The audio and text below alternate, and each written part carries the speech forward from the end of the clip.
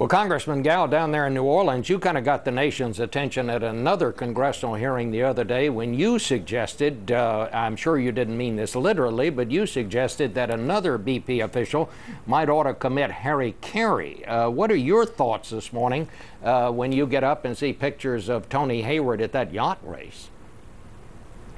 Again, Bob, I'm very disappointed of how out of touch the executives at BP are. Our people are suffering tremendously down here. I just received news from a staffer of mine that a Vietnamese fisherman actually tried to commit suicide. So it's a situation that is quite desperate for thousands of people. Hundreds of businesses have closed since the oil spill, and the devastation to our wetlands and coastlines. We just have to wait and see the level of the devastation. Senator Nelson, you and Senator Boxer have sent a letter to President Obama about some steps that you think ought to be taken. The president has asked Ray Mabus, former governor of Mississippi, now Secretary of the Navy, to plan a long-term recovery program for the Gulf. But you and Senator Boxer are asking him to take it another step. Tell us briefly what it is you want him to do.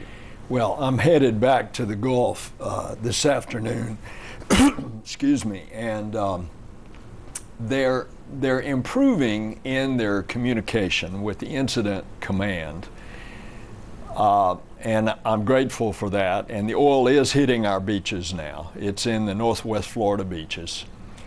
But for the long term, you really need a military command and control structure where orders are given and things get immediately implemented. And what is, we think, Barbara and I, an improvement is to get the Navy where it becomes the coordinator with marine fisheries, with the EPA, with Fish and Wildlife. Because we're in this for the long haul, and of course Florida has a lot more coastline and a lot more beach than anybody else in the Gulf. And it's not just the Gulf, it's the East Coast. When it gets in that loop current, it'll take it around on the East Coast. So we're looking at long-term effects, and it's going to be a long-term cleanup. And we have to have that command and control where things get done immediately. And in other words, instead of the Coast Guard trying to coordinate, you would bring in the Navy to be the overall coordinator. Tell me what led you to decide to do this, Senator Boxer?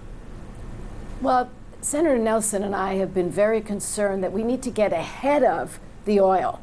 And coming from a coastal state, and we have a $23 billion coastal economy, Bob, and it, you know, the fishermen, recreation, tourism, we can't put that at risk on the West Coast, just like my colleagues on the East Coast and in the Gulf are struggling to make sure that those industries stay alive. So we want to see a rapid response team get out there, and as Bill said, a command and control. It's just in the area of the beach protection and the cleanup and the nearshore areas, like those beautiful islands that I saw off the coast in Louisiana and the marshlands. And we think this will be a big improvement. President Obama has suggested it for the long term. We're saying accelerate it and get it going now. In other words, get the Navy in there now on the beaches, to coordinate. Yes. The beach cleanup and the nearshore areas like the islands and the marshlands. How does that strike you, Senator Shelby? Well, I like to see the matrix. I'd like to see how it really would work, because maybe we needed something like that 60 days ago, 2 months ago, but there has been progress made by BP, not enough yet to stop the hemorrhaging. But the cleanup effort, even when we stop the hemorrhaging, is going to be huge. And if we can coordinate it with all of our agencies, let's see how it works. Well, it might be a good idea. I'm not sure. Well, tell me about what you found out yesterday. Is this thing better or worse than you thought it was since the last time you were down there? And what did you find out yesterday? I think it's worse for a lot of reasons. A lot of oil has been pouring into the Gulf. It continues to do this as we speak.